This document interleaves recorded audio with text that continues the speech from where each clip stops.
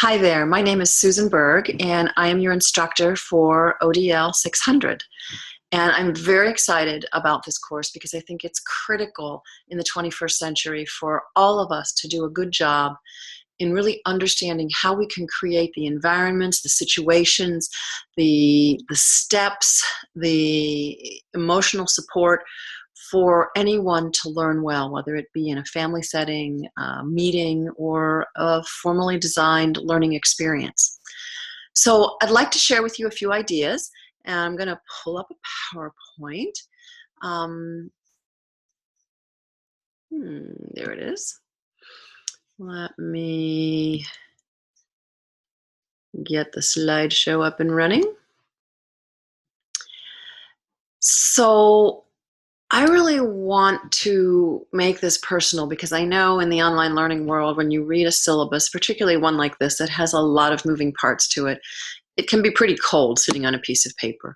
So I want to just introduce you to all of this and get you through it step by step so that you really feel not only comfortable, or at least comfortable enough, because being too comfortable means you're not on the learning edge, but accepting and ready and willing to dive in with all that you've got to do this work well. First of all, I mean, this is the world we're looking at. As you may already know from looking at the syllabus, one of the first things you're going to do is it's almost like a sort of pre-inventory before you get into the readings. Let's get a sense of what we already know. And what we already know has to do with a lot of the things that are on this page. Learning is about my feeling. How do I feel? Am I energized? Am I on the edge of my seat? Am I confused enough that makes me want to solve the problem, but not so confused that I'm overwhelmed? Am I engaged? Am I interacting with the stuff, the people, the situation, the data? Is the technology right? Whether it's computers like this or just paper or sitting in a creek, studying insects and frogs and tadpoles, that sort of thing. So you're going to start this experience with your experience. You know a lot already, and that's one of the beauties of really understanding adult learning is really acknowledging and working with what we've already got. So what we're about here in this course over these next 8 weeks, first, this is about grounding you in classic adult learning.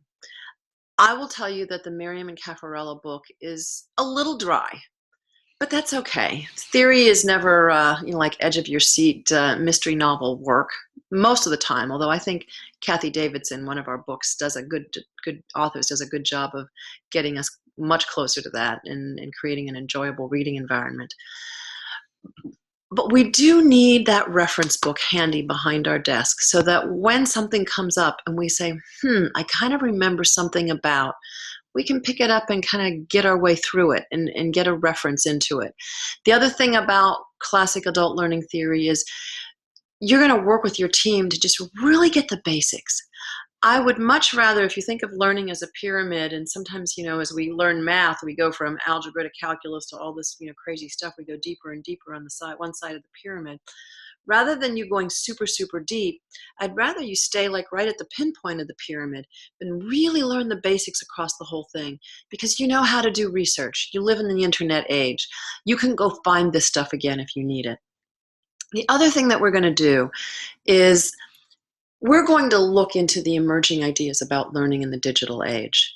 There are some new things that are coming about around transformative learning, around connectivist learning, because of this tool called the internet, which has connected us around the world, and about just how our brain is firing and wiring differently because of our exposure and our use of these tools, these electronic digital tools.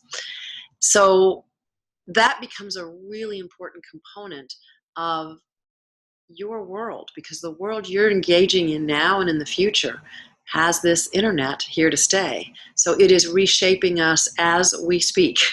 So it's important that we understand its effect on us and what that has to do with helping ourselves and others learn well in the future. You're also going to get a little deeper into your own learning preferences and biases. Just a quick note, some of you may have already taken the Kolb Learning Style Inventory. This is the inventory 4, so it goes into more depth and more detail. So do take this one if you haven't done so before. I think it's just going to give you more exposure to difference, which is the whole idea. You know, difference comes in many shapes and forms: personality, learning style, ability, disability, and we have all of those all the time. So the better and the more we're aware of them, the better adult learning designers we can become. The other piece of this course is we have so much life experience in learning already. Let's use this as an opportunity to make a public contribution to our joint knowledge and understanding of adult learning, particularly in the digital age. There is much we don't know yet about learning in the digital age. We are just on the cusp. So you have a real opportunity to use your learning group, bring all this difference together, and create an aha moment. That's the exciting part of a course and experience like this. And of course, you're here ultimately so that you can apply your knowledge and make a difference with us in the course and out there in the world that you work, live, and play in. So here's how we're going to work together. And if you've taken a peek at the syllabus, and I've already written a little bit for you on the first, oh no, we're going to do a lot of group work. But you're going to find out why that's really important as you get into adult learning. So working together is going to have several aspects. Your LLG group is going to be a discussion host for a week. You're going to take a perspective, and we're going to look at that in a minute, on adult learning. Should say adult learning, and teach us, play with us, engage us. Don't worry, like I said, about knowing all the details. Get us a nice broad view of the top.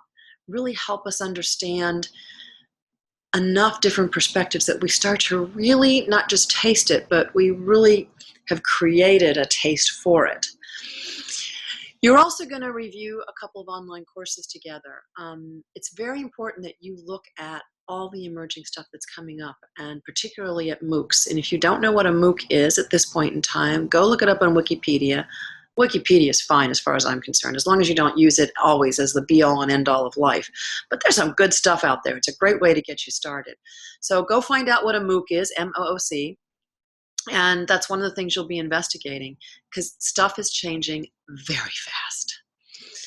You're also going to write about this experience. You're going to come together, figure out what are the key things you learned, what you liked, didn't like, what you think is working as you put something out there for a group of adult learners.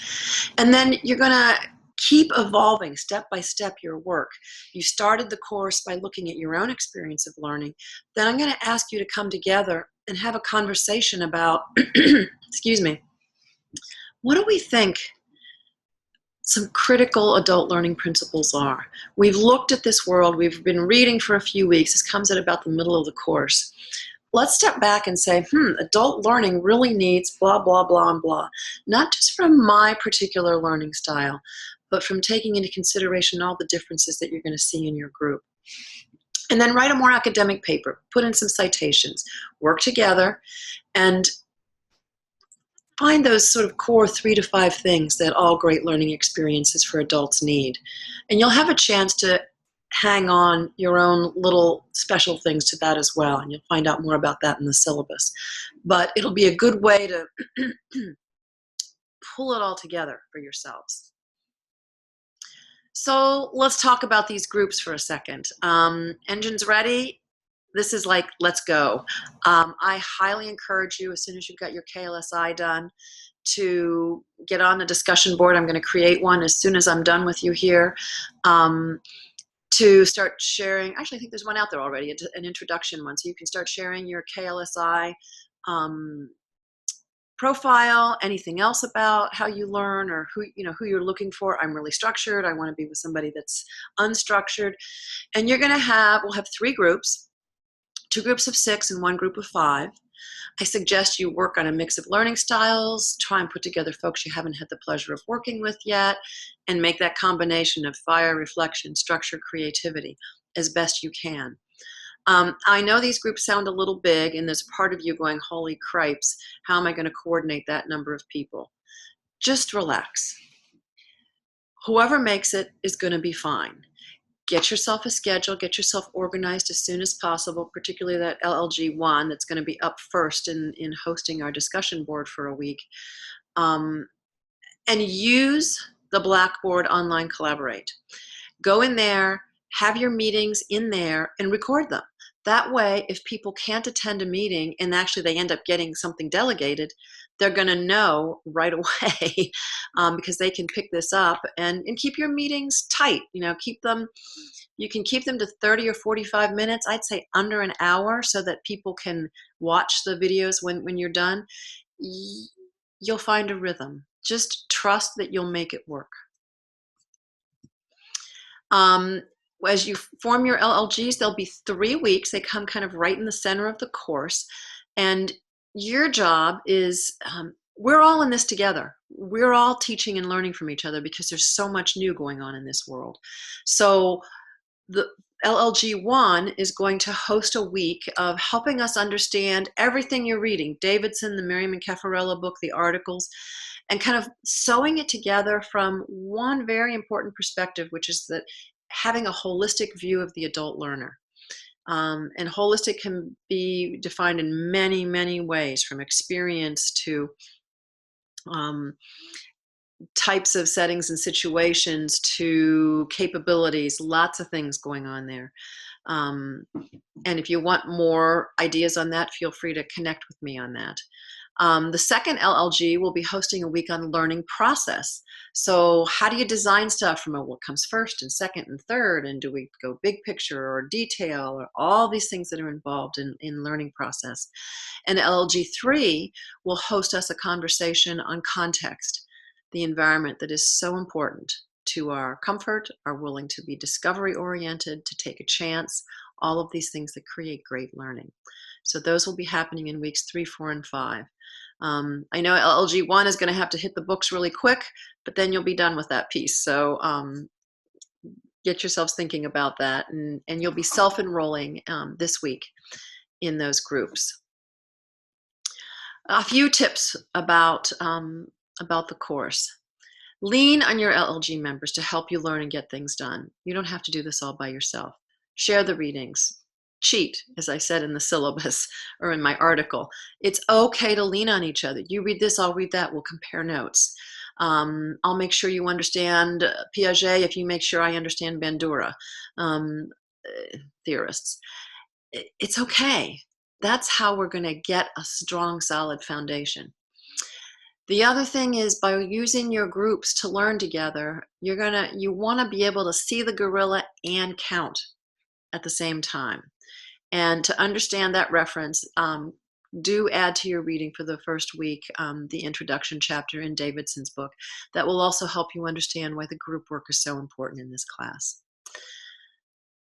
The other concept that Davidson brings us is this very critical mantra of the 21st century. We want to be able to learn, unlearn, a really tricky thing to actually get out of a habit, and relearn.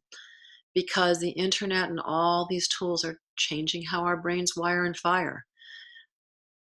The other thing is, around the groups especially, trot out your strengths. If you're a good writer, boast about it. Say, I'm pretty good at pulling this stuff together.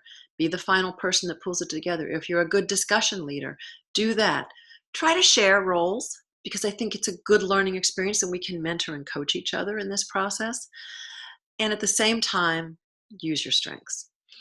You'll have, just so you're reminded, you're going to have team time in our first 3 online sessions. Our last session is reserved for these great contributions to knowledge that we're all going to bring to one another. But, excuse me, we will have time. I'll set aside some time each time we meet, weeks 2, 4, and 6, for you to work with your teams. So that will add to your scheduling capability and just try and lighten the load for you. And last but not least, lean on me for support when you need it. If you need help thinking about your perspective or what to focus on or whatever, lean on me. That's the whole idea of learning in the 21st century, is we need each other. And you're going to teach me some incredible things, and hopefully my perspectives will help you as well. Because adult learning in the 21st century is truly a brave new world. So dive in this week, get enrolled in your teams, get the reading started so you can get some of those basics under your belt, because the rest is going to be a lot of fun and getting in there and mixing it up. So welcome to the course.